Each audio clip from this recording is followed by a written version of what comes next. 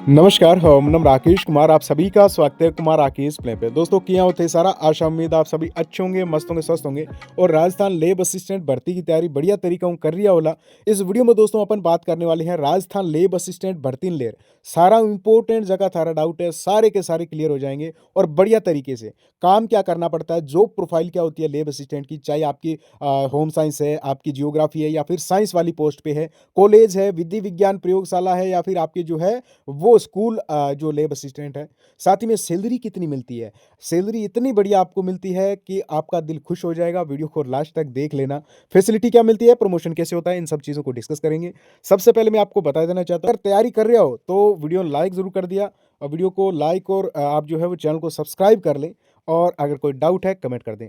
सारा पहला मैं थाने कोई चीज़ बतानी चाहूँ बा आ है कि लेब असिस्टेंट स्कूल शिक्षा विभाग की एक ऐसी शानदार और स्वर्णिम भर्ती है जिससे डायरेक्टली एसडीएम बनते हैं, लेक्चरर बनते हैं, एसआई बनते हैं। ये जो आपके परमेश्वर चौधरी जी है, ठीक है, रलावता के परमेश्वर चौधरी जी, ये पहले लेब असिस्टेंट थे, ठीक है।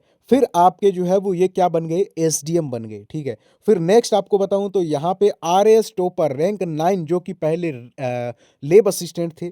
और उसके बाद में आपको मैं बताऊं तो धर्माराम जी कोयल, ऐसे आपके सामने बहुत सारे एग्जाम्पल है दोस्तों जो डायरेक्टली आरएएस बने हैं, लेक्चरर बने हैं, एसआई बने हैं। क्योंकि छोटी मोटी जॉब में तो यह हाथ ही नहीं डालते फिर लेब असिस्टेंट के जो सेलेक्टेड कैंडिडेट्स हैं, क्योंकि इतनी बढ़िया ये जॉब है। जिससे अब क्यों बन रहे हैं, कैसे बन रहे हैं और इसका क्या राज है, इन सब चीज़ों को लेकर अपन डिस्कस करेंगे। वीडियो ने लास्ट टाइम जरूर देखा, ठीक है।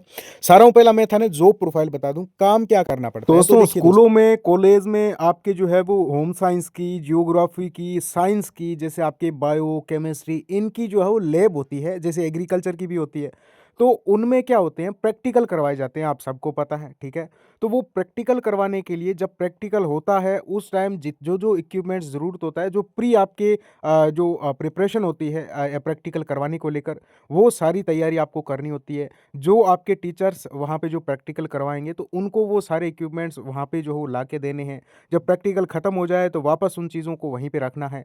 दूसरा, रिकॉर्ड मेंटेन आपको करना है, जितने भी वहाँ पे इक्विपमेंट्स पड़े होते हैं उनका स्टॉक रजिस्टर में। अगर आपको कोई वहाँ पे इक्विपमेंट्स चाहिए तो आप जो है वो प्रिंसिपल को बोलोगे, कॉलेज में हो तो वहाँ पे भी आप जो है वहाँ के प्रधानाचार्य को बोलोगे है। और स्टॉक जो है वो मेंटेन करना है। स्टॉक कोई डेली थोड़ी मेंटेन होता है, एक बार कर लिया, फिर कोई चीज़ न्यू ऐड हुई है तो उसको उसमें जो है वो डाल दिया। ये सारी चीज़ें आपको नॉर्मली करनी है। 1% भी वर्कलोड नहीं रहता है इसमें, ठीक है। वर्कलोड नाम की चीज़ ही नहीं है। फुल टाइम है आगे पढ़ने के लिए और इससे बेहतर जॉब नहीं हो सकती। बच्चों के साथ में पूरे दिन आपको कोई ऐसा काम नहीं है, फ्री बैठे रहोगे, आराम से पढ़ सकते हो। बाकी कोई भी जॉब ऐसी नहीं है जिसमें आपको इतना टाइम मिले, इतनी बढ़िया फैसिलिटी, इतनी बढ़िया सैलरी।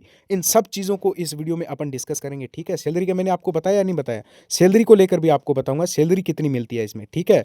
और नेक्स्ट अगर हम बात कर लें कॉलेज लेब असिस्टेंट, तो इसमें और भी मौज आपके रहने वाली है। क्योंकि कॉलेज में तो बिल्कुल भी बहुत ज़्यादा कहीं पे कई बार प्रैक्टिकल होते हैं, कई बार नहीं होते हैं। ज़्यादातर आपके एग्जाम्स के टाइम में जो प्रैक्टिकल होते हैं ज़्यादातर वही होते हैं, ठीक है। बाकी नॉर्मली आपके लेबें ऐसे ही पड़ी रहती है, आपको बस ध्यान रखना है चीज़ों का, स्टॉक मैनेज करना है, ठीक है। और कोई चीज़ें मंगवानी करनी है, वो नॉर्मली काम रहता है, ऐसे कुछ तो करना ही पड़ेगा, ठीक है। खाली थोड़ी बैठे रहोगे, तो वही आपका काम है, फुल टाइम में आपके पास में, ठीक है।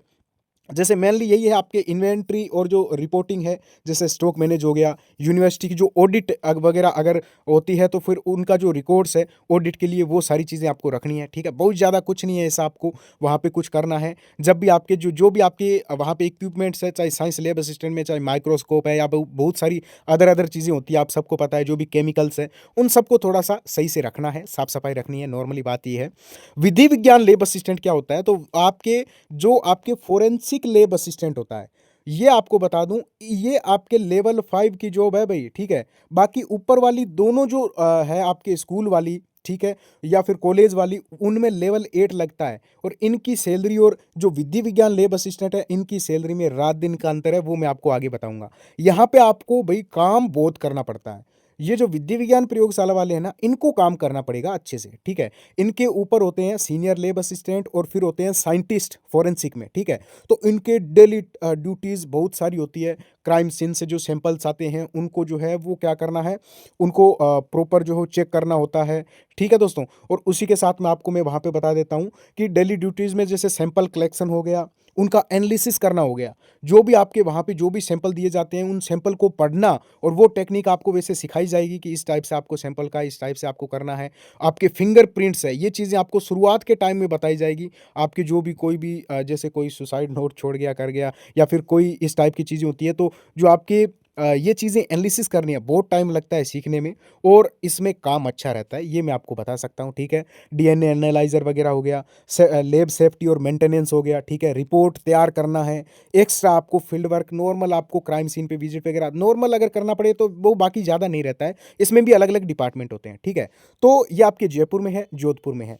यहाँ पे आपको मैं बता देता हूँ दोस्तों, सैलरी कितनी मिलती है, सबसे इंपॉर्टेंट भी पैसा बता दो, और पैसा इतना बढ़िया मिलता है ना, थारे सारांगो दिल खुश इजी सी ई चीज़ ने देख कर के मैं थाने बताऊँ अठे सैलरी कितनी मिले। तो लेब असिस्टेंट ने 2 साल ताई तो 18,500 सैलरी मिले, और आ कोई कम को नहीं है। 8वां वेतन आयोग 100% लागी, और 8वां वेतन आयोग 2026 में अब भी लागी। सैलरी कितनी हुई सी बात है, देखिया देखो 2 साल ताई थाने मिली 17,500, क्योंकि 1,000 रुपये आपके जो कट जाएंगे, वैसे 17,360 के आसपास आपको खाते में आ जाएंगे। बाकी जितनी भी बढ़ते हैं, एलडीसी है, चाहे पुलिस है, चाहे आपके जो पर्यवेक्षक हैं, सुपरवाइजर हैं, उन सब की सैलरी 2 साल तक 12,500 रुपये ही आवे, लेकिन आपके आएंगे 18,500। खुद का खर्चा बहुत बढ़िया तरीके से निकाल लोगे। 2 साल बाद में बेसिक तो जीसी 26,300, लेकिन इसमें लेवल 8 लगता है, और थारी फाइनल सैलरी इमा थारा महंगाई बत्तो भी ऐड हुए। बिंग बाद में थारे रहन खातर रहने के लिए जो एचआरए होता है वो ऐड होता है, ठीक है। ये मेन दो चीज़ें हैं जो सैलरी को बहुत ज़्यादा जो है वो हाइप कर देती है। तो 45,000 रुपये सैलरी आपको मिलने वाली है, ठीक है। और इसमें आपको मैं बता देता हूँ, 8वां वेतन आयोग जैसे ही लगेगा, और इसमें आपका प्रमोशन जो प्रोबेशन है 2 साल का, वो कंप्लीट होगा अभी तो आपका। तो आपके आज से मान के चलिए कि 2 साल बाद में या फिर 3 साल बाद में आपकी सैलरी क्या होगी। तो अगर 8वां वेतन आयोग नहीं भी लगता है तो 50,000 प्लस सैलरी होगी, ठीक है। 50 से 55,000 रुपये आपकी सैलरी होगी, स्टार्टिंग सैलरी। और 8वां वेतन आयोग अगर लग जाता है तो आपकी सैलरी यहाँ पे 65,000 के आसपास आपको देखने को मिलेगी।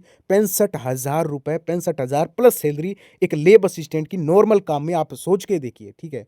और आपको इतना टाइम मिलता है, आप यूपीएससी की तैयारी करो, आरएस की करो, एसआई की करो, लेक्चरर की करो, क्योंकि आप लेवल 8 की जॉब पे तो वैसे ही हो, तो छोटी मोटी थोड़ी करोगे फिर।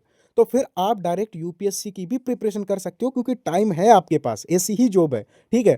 तो ये सब चीज़ें आपके ऊपर होती है। प्रमोशन की बात करूं तो नॉर्मली 5 साल के बीच में प्रोबेशन हो सके है, सीनियर लेब असिस्टेंट बन सको हो। लेकिन इमा भी सीनियोरिटी देखी जाए, जिया कोई पुरानो लागेड़ो है और एक्सपीरियंस सारी चीज़ें जकी है, रिकॉर्ड सारो देखो जाए, बिंग बाद में प्रमोशन हुए तो मान के चलिए 10 साल भी लग सकते हैं, और आप सीनियर लेब असिस्टेंट बन सकते हैं। या फिर 5 साल 7 साल बाद में अगर डिपार्टमेंट होके बीएड अगर आपने कर रखी है तो सेकंड ग्रेड टीचर बन सकते हो साइंस के, डायरेक्ट लेब असिस्टेंट से।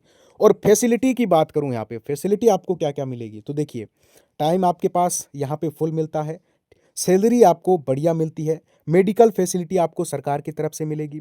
वहाँ पे आपको बहुत ज़्यादा वर्कलोड नहीं है, अपनी तैयारी बहुत बढ़िया तरीके से आगे कर सकोगे, और पढ़ाई के माहौल में रहोगे। अगर पढ़ाना चाहते हो तो स्कूल में पढ़ा भी सकते हो, मतलब बहुत मौके हैं लेब असिस्टेंट अगर आप बन जाते हो तो, ठीक है। तो ये एक छोटा सा वीडियो मैंने आप सबके लिए बनाया था, आप सबको जानकारी देने के लिए। लेब असिस्टेंट वैसे देखा जाए काफ़ी बढ़िया जॉब आपके लिए रहने वाली है, अच्छे से तैयारी करो, बाकी सब भर्तियों को छोड़ दो, एक ही टारगेट रखो, एक ही टारगेट रखो लेब असिस्टेंट, आप 100% जो है वो लग जाओगे लेब असिस्टेंट। बजरंग बली की आपके ऊपर कृपा बनी रहेगी, आप सब लेब असिस्टेंट बन जाओगे, यही मेरी प्रार्थना है। बाकी मिलते हैं नेक्स्ट वीडियो में। ओके, थैंक यू, नमस्कार।